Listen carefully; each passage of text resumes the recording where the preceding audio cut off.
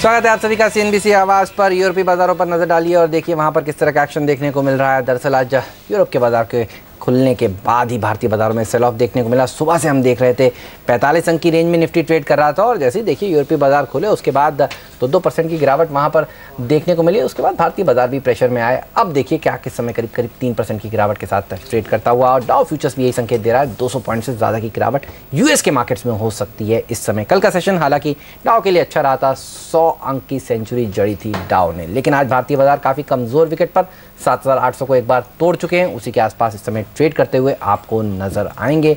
और आप देखिए 3% की गिरावट बैंक निफ्टी में हो चुकी है। काफ़ी कमज़ोर विकेट पर ये ट्रेड कर रहा है। मानस, बैंक निफ्टी कैसे ट्रेड करना चाहेंगे? 17,000 का स्तर किसी भी वक्त टूट सकता है अभी। बिल्कुल टूट सकता है। देखिए बहुत बड़ा रेजिस्टेंस दिखता है 17,700 के आसपास बैंक निफ्टी में। और जिस तरह गिरावट हमने आज देखी है, जैसे मैंने पहले ही बोला कि bearish engulfing pattern daily chart पे बन रहा है और अगर ये कंफर्मेशन आता है तो कम से कम 16,500 तक के स्तर तो बिल्कुल देखने को मिलेंगे। तो अगर आपका टाइम फ्रेम छोटा है, अगर आप बात कर रहे हैं 3 से 4 हफ्ते की, तो बिल्कुल 3 से 4 दिन की, तो बिल्कुल 16,500 के स्तर आ सकते हैं। तो 17,250 के स्टॉप लॉस के साथ आप बैंक निफ्टी को शॉर्ट कर सकते हैं। बट अगर आपका टाइम फ्रेम थोड़ा सा बड़ा है तो मैं समझता हूँ कि जो पिछले लोस थे 15,500 के आसपास, वो बिल्कुल बैंक निफ्टी में टेस्ट हो सकते हैं। ओके, तो बैंक निफ्टी में गिरावट और बढ़ सकती है, ये संकेत साफ तौर पर दिख रहा है। और गिरावट अब दिन के लो पॉइंट की तरफ फिर से जाती हुई नजर आ रही। 650 अंक टूट चुका है सेंसेक्स और निफ्टी पर 7,800 के नीचे का लेवल भी आता हुआ इस वक्त आपको नजर आएगा। जो स्टॉक्स एक्शन में है कमजोरी की तरफ, उनमें पावर स्टॉक्स दिख रहे हैं। NTPC, power grid, Tata power जैसे दिग्गज सारे काफ़ी तेज़ी से टूटते हुए दिख रहे हैं। मयूरेश, क्या लगता है आपको, क्या ये कमज़ोर स्पेस है और यहाँ पर अब भी अगर किसी के पास शेयर तो बेच कर निकल जाए या फिर कोई मौका है खरीदारी का आपके लिए? Afternoon Anil ji, I think काफ़ी स्टॉक स्पेसिफिक रहना पड़ेगा पावर क्षेत्र में और रेगुलेटेड रिटर्न वाला क्षेत्र है। काफ़ी कंपनियां एनटीपीसी, पावर ग्रिड जैसे, तो पावर ग्रिड हमें काफ़ी पसंद आ रहा है। हमें लगता है 15.5% का जो आरओई जनरेट करती है, जो केपेक्स प्लान्स हैं, इनके जो कैपिटल वर्क इन प्रोग्रेस हैं 1 लाख करोड़ के ऊपर जाएगा अगले 2 से 3 सालों में, जो काफ़ी स्ट्रेंथन करेगा इनके रिटर्न रेशियोज को। तो मुझे लगता है आई थिंक एक बहुत बेहतरीन मौका है अगर पावर ग्रिड और भी डिक्लाइन होता है तो लॉन्ग टर्म इन्वेस्टर्स को लेने का। I think we believe in the stock story. I think earnings growth काफ़ी स्टेबल हो सकती है और वैल्यूएशन के तौर पे around 1.4 times price to book काफ़ी लुक्रेटिवली प्लेस्ड है। मानस, एक टफ सवाल आपको देना चाहता हूँ, ये बताइए क्योंकि आप बाजार पर बेरिश हैं, कोई स्टॉक आपको लग रहा है जिसमें खरीदारी करनी चाहिए? क्योंकि ऐसा तो नहीं हो सकता सारे शेयर कल ही लाल निशान में गिरे। कोई शेयर जो सपोर्ट के आसपास हो, बाउंस दे सकता है? अगर एक बाय साइड का ट्रेड लेना हो तो कौन सा होगा वो? देखिए मैं समझता हूँ कि अगर आपको बाई करना है तो वो स्टॉक नहीं ढूंढना चाहिए जो कि ऑलरेडी गिरा हुआ हो। मैं समझता हूँ कि आपको वो स्टॉक ढूंढना चाहिए जहां पर आउट परफॉर्मेंस देखी जा रही है और जहां पर ब्रेकआउट दिखा हो।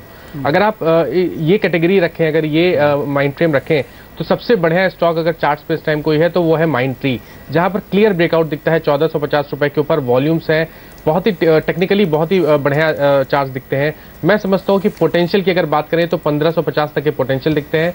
तो आपको करंट लेवल्स पे एक लॉन्ग पोजीशन बनानी चाहिए जिसके स्टॉप लॉसेस 1440 के नीचे होंगे। लेकिन गिरावट देखिए और गहराती हुई दिख रही है। अब 600 पॉइंट नीचे चला गया है। सेंसेक्स डेज के नए लो हमने बनाए हैं इस समय सेंसेक्स में। और निफ्टी भी देखिए जो 15-20 मिनट पहले लो बनाया था 7790 का, उसको तोड़ने का इंतज़ार करता हुआ। तो इससे ख़राब क्लोजिंग मुझे नहीं याद रहता कभी पिछले कुछ दिनों में देखने को मिली हो। जिस तरह से आज कोई ऐसी बड़ी नेगेटिव खबर सामने नहीं, चाइना की एक खबर को देख को छोड़कर, लेकिन इतना तेज सेल ऑफ शायद ज़रूरत से ज़्यादा तेजी से रिएक्ट किया आज भारतीय बाजार ने। नीचे देखना होगा एफआईएस का आज सेल फिगर कितना बड़ा आता है। एक्चुअली कल का सेल फिगर भी परेशान करने वाला तो था। इंडेक्स फ्यूचर्स इस तरह से 1835 करोड़ के बेचे, तो इसका मतलब ये तो दिख रहा था कि अपसाइड लिमिटेड, लेकिन एक्चुअली ऐसा लग रहा है इस बाजार में लोग खरीदना नहीं चाहते हैं। सेलिंग प्रेशर से ज़्यादा बाइंग का अभाव है, ये संकेत साफ तौर पर दिख रहा है, ऐसा लग रहा है। बिल्कुल। चलिए मयूरेश, क्या लगता है इस समय कोई खरीदारी करना नहीं चाह रहा क्या?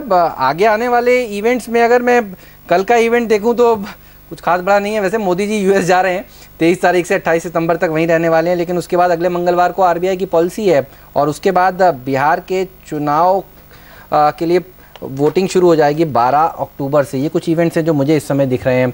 क्या लगता है यहाँ से बाजार अब यहाँ से ज़्यादा गुंजाइश नीचे जाने की है या ऊपर जाने की? So clearly Hemant ji, I think मुझे लगता है मार्केट्स एक रेंज में रहेंगे 7,500 से लेके 8,000 8,100 तक, 8,100 तक in fact on the Nifty. Clear cut I think जो सेंटिमेंटल इफेक्ट होंगे अब आरबीआई डज कट रेट, और मेरे हिसाब से I think 25 Bips already is largely factored into the markets. Bihar का आउटकम क्या होता है अक्टूबर में, I think that will also be a sentimental changer अगर बीजेपी की सरकार वहाँ पे कुछ इनरोड्स कर पाए तो। Apart from these two I think structural री रेटिंग कॉर्पोरेट अर्निंग्स के साथ ही आएगी, जो मुझे लगता है नहीं अगले 2 क्वार्टर में कुछ भी साइंस ऑफ रिवाइवल देख पाएंगे। केपेक्स साइकिल एक्सट्रीमली वीक है, और ये मद्देनजर रखते मुझे लगता है मार्केट से एक रेंज में रह सकता है। Unless global cues turn for the worse, नीचे के लेवल्स टूट सकते हैं, लेकिन मोर और लेस एक रेंज रहने की होगी at least for the short term perspective. Okay, दिन के लो पॉइंट पर बाजार बंद होते हुए दिख रहे हैं, ये संकेत साफ तौर पर आ रहा है। प्रोविजनल क्लोजिंग आप देखें तो 7787 का लो है इस वक्त, और 7792 का इस वक्त प्राइस चल रहा है, यानी कि अब 20 सेकंड बचे हैं, और आखिरी 20 सेकंड में साफ तौर पर दिख रहा है कि 7,800 के बेहद करीब एवरेज एडजस्टेड क्लोजिंग आपको देखने को मिलेगी। 615 अंकों का बड़ा कट है सेंसेक्स में, निफ्टी 185 अंक नीचे इस वक्त आपको नजर आएगा। तो पूरी तरह से लगभग 235 अंकों का कट आया है निफ्टी में ऊपर के लेवल से। आज का हाई और आज का लो अगर आप देखें तो 200 अंक से ज़्यादा का नुकसान निफ्टी में देखने को मिला है। सेंसेक्स 590 अंक नीचे बंद होता हुआ दिख रहा है। मिड कैप इंडेक्स में 200 अंकों का नुकसान है, और जितना सेंसेक्स कमज़ोर है, ऐसा लग रहा है सेंसेक्स और बैंक निफ्टी दोनों ही बराबर मात्रा में कमज़ोर होने की कोशिश करते हुए दिख रहे हैं। बैंक निफ्टी 586 अंक कमज़ोर है और सेंसेक्स 590। अब दिक्कत ये कि परसेंटेज टर्म में बैंक निफ्टी 1% ज़्यादा कमज़ोर है। ये संकेत सारे के सारे सेक्टर इंडाइसेस लाल निशान में जाकर बंद हुए हैं। केवल एक ही स्टॉक है निफ्टी के 50 स्टॉक्स में से जो हरे निशान में है, वो आज का हीरो कहना चाहिए, हालांकि ₹1.80 ही ऊपर है। विप्रो का स्टॉक आप देखिए, बाकी सारे स्टॉक्स लाल निशान के साथ बंद हुए हैं। 50 में से 49 स्टॉक्स लाल निशान में। ये बताता है बाजार की तस्वीर कितनी खराब थी आज के सत्र में। दरअसल दिग्गजों में ज़्यादा तेज गिरावट आज के सत्र में देखने को मिल रही है।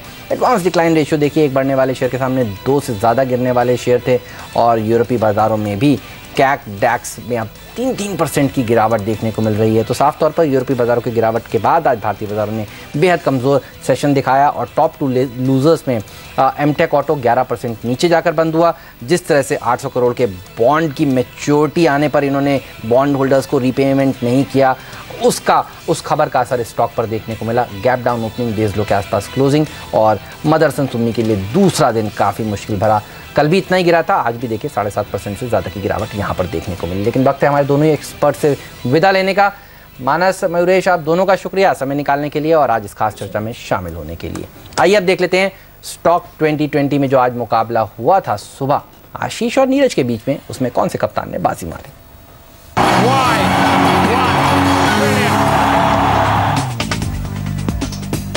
काफ़ी मुश्किल भरा दिन था। देखिए 2% की गिरावट सेंसेक्स निफ्टी ने दिखाई है, 550 पॉइंट सेंसेक्स टूटा है, लेकिन दोनों ही कप्तानों के रिटर्न्स पॉजिटिव टेरिटरी में, ये एक सराहनीय बात है। और नीरज ने बाजी मारी है आज, 1.75% के शानदार रिटर्न्स इन्होंने आज आपको कमा कर दिया। आइए देखते हैं कौन से वो स्टॉक्स थे जो अच्छा प्रदर्शन दिखा रहे थे। नेल्को और एडुकॉम्प, ये 2 ऐसे स्टॉक्स थे जो इनके फ्री हिट और डिपेंडेबल स्टॉक्स थे। मुझे याद है सुबह भी हमने इनका जिक्र किया था। आज ये स्टॉक्स काफ़ी अच्छा प्रदर्शन दिखाने में कामयाब है। नेल्को 8% कमज़ोर बाजार में अच्छा प्रदर्शन दिखाकर बंद हुआ है। हिंडाल्को में हमने देखा आज सेल का कॉल था नीरज की तरफ से, 6.5% का जो शॉर्ट का कॉल था वो बिल्कुल सही साबित हुआ। एमएमटीसी में भी अच्छा प्रदर्शन। आइए देखते हैं आशीष की टीम, और वहाँ नज़र डालें तो आप पाएंगे कॉक्स एंड किंग्स, प्रतिभा, अनंतराज, ये कुछ ऐसे स्टॉक्स जहाँ पर एक अच्छी रैली देखने को मिली। 1% से ज़्यादा के रिटर्न्स इन्होंने भी कमा कर दिया। मुझे याद आ रहा है अनंतराज और प्रतिभा इंडस्ट्री शायद इनका भी फ्री हिट और डिपेंडेबल स्टॉक थे जिन्होंने काफ़ी अच्छा प्रदर्शन आज के सत्र में दिखाया।